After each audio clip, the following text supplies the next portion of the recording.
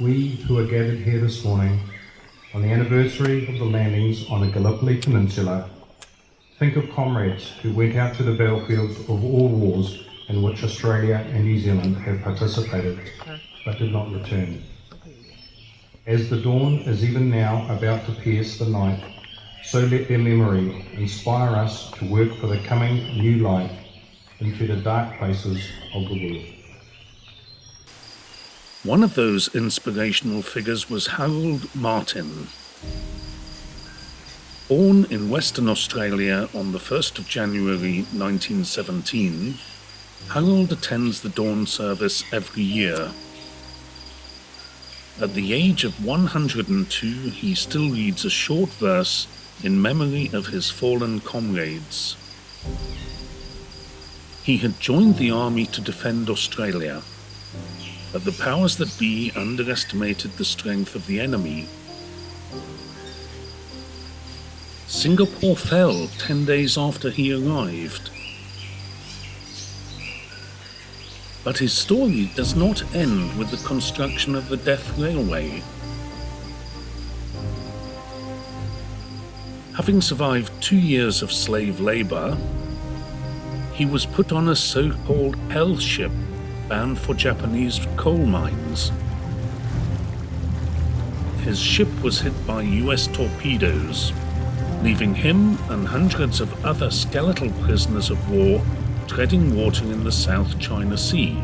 Harold Martin and 72 other Allied soldiers were picked up by the crew of the USS Pampanito after almost 4 days spent clinging to makeshift life rafts. That submarine, the Pampanito, now has pride of place at the Navy Museum in San Francisco. The 102-year-old Harold would lay a wreath at this morning's dawn service, then travel to Kanchanaburi for a service at the War Cemetery, where he would lay another wreath and recite the ode.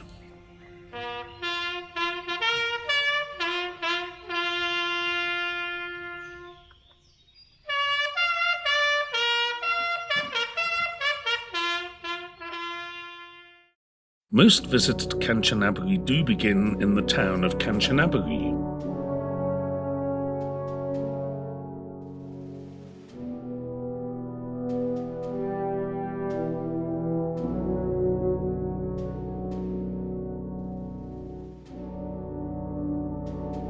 Not surprisingly, the town is dominated by the Death Railway and the bridge on the River Kwai.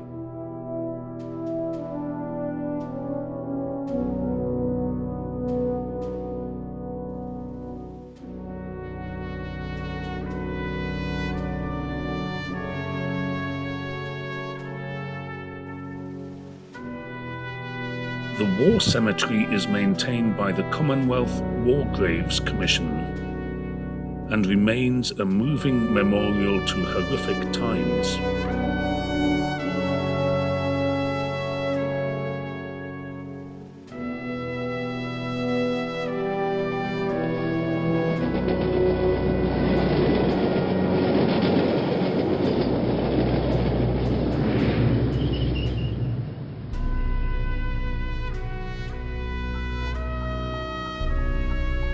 The viaduct at Tam Krasay Bridge is impressive as it clings to the cliffs.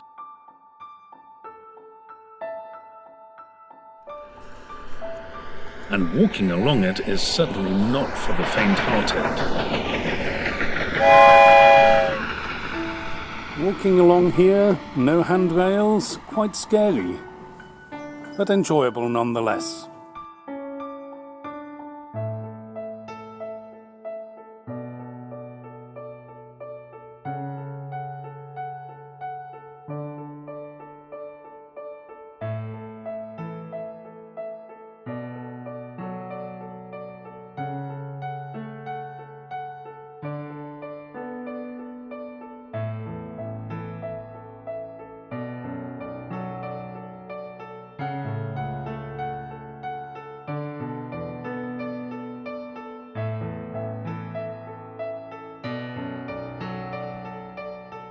There is so much to see in Kanchanaburi, but time is limited.